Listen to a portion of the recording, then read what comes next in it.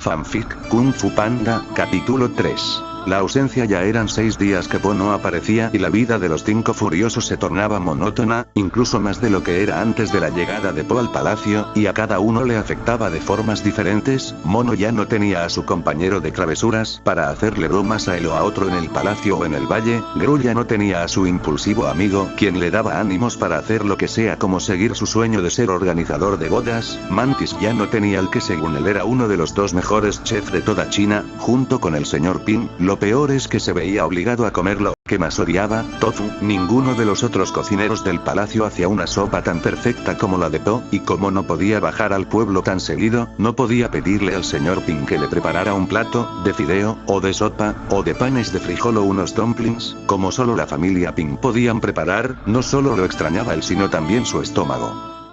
Por la parte de las chicas, Víbora ya no tenía a nadie con quien hablar de cosas, de sensibilidad, pues Po se había convertido en su confidente, su escape a las presiones del mundo. Era como un hermano al que le cuentas tus problemas, y él siempre extiende sus brazos, en pos de un abrazo reconfortante para alejar esa tristeza. Ella lo consideraba el hermano que nunca tuvo, de hecho hasta hicieron un pacto de hermanos, de que si uno tenía un secreto que ya no podía guardar, se lo dirían al otro y este también guardaría el secreto.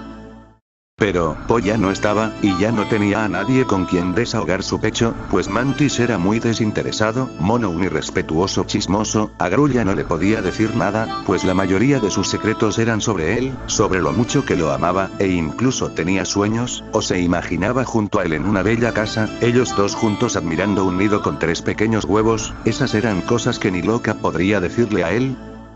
Y Tigresa no era la persona más sentimental del mundo para tener lo que se conoce como una plática de chicas, o eso parecía. Por su parte, Tigresa, aunque disimulara bien, en el interior era la más afligida. Cada mañana por ser la más madrugadora, se levantaba antes que todos, pero antes de ir a entrenar, revisaba la habitación de Po, esperando a que una mañana él estuviera allí, durmiendo como era su costumbre, pero nunca encontraba lo que esperaba, solo un cuarto vacío. Después, iba a la cocina esperando a que él estuviera allí, cocinando uno de sus deliciosos platillos, pero la cocina no olía a comida, por lo que dedujo que él no estaba allí. Después de una sesión de tai chi en el patio, se quedaba parada en la puerta, viendo si él no llegaba, pues la puntualidad no era la cualidad más destacada de Po, pero jamás aparecía. Después de entrenar, iba al pueblo, a ver si no estaba en la casa de su padre, pero no lo vio allí. Recorría el pueblo entero, buscando en los lugares favoritos del panda, pero en ninguno lo encontró. Al volver al palacio se sentaba en el último escalón, imaginando que en cualquier momento le estaría subiendo a gatas, jadeando de cansancio, pero no fue así.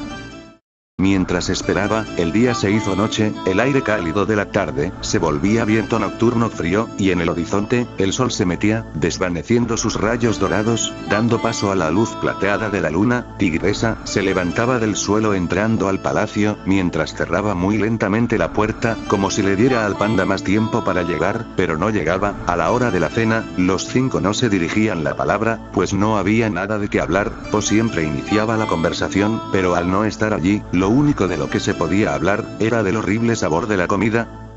Y uno que otro comentario sobre el clima, preguntas sobre muebles que llevaban años en el mismo sitio pero que se veían diferentes, o que habían cambiado de lugar, o que según ellos nunca los habían notado hasta ahora. Era una conversación patética, con respuestas insípidas, como sí, ajá, no, y algunos encogimientos de hombros por parte de algunos que ya no querían participar en esta charla. La situación se tornó tan tediosa que se asemejaba a un cortejo fúnebre, aunque en comparación con eso, un velorio sería más animado. Incluso un chiste contado por Tigresa sería bien recibido en ese torbellino de bostezos.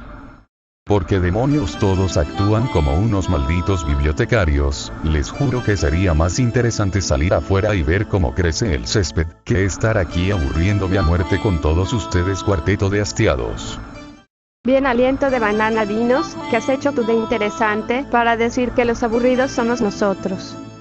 La aguda respuesta de Víbora dejó sin habla no solo a Mono, sino también a cada uno de los presentes. Nadie dijo nada en toda la cena, todos bajaron la cabeza como un niño a quien acaban de regañar y se propusieron a seguir comiendo. Al acabar y cuando todos se preparaban para ir a dormir, solo quedaba algo por hacer: lavar la vajilla que se había utilizado. Era el turno de Tigresa, ahora que Po no estaba, aunque si fuera su turno Po se habría ofrecido a ayudarla, cosa que ella no rechazaría.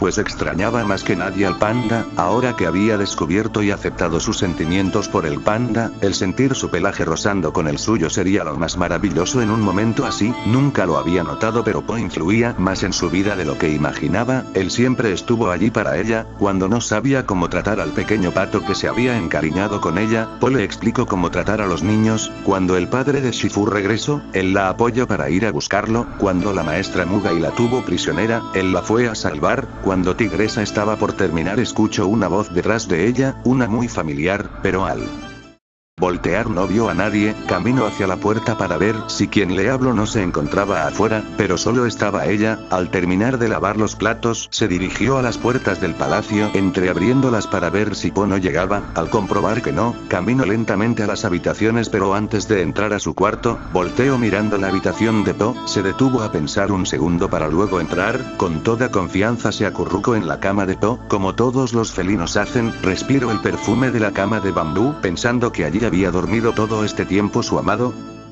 Antes de cerrar sus ojos, vio en una esquina de la habitación el pequeño peluche de panda que Po encontró en su misión a Gomen. Se levantó para tomar el pequeño muñeco de oso y después se volvió a acostar. Admirando el peluche, lo puso a su lado y con un tono muy cariñoso le dijo: Buenas noches, mi amado osito. Finalizando la frase le dio un tierno beso, cerrando lentamente sus ojos y quedando profundamente dormida con una sonrisa llena de esperanza.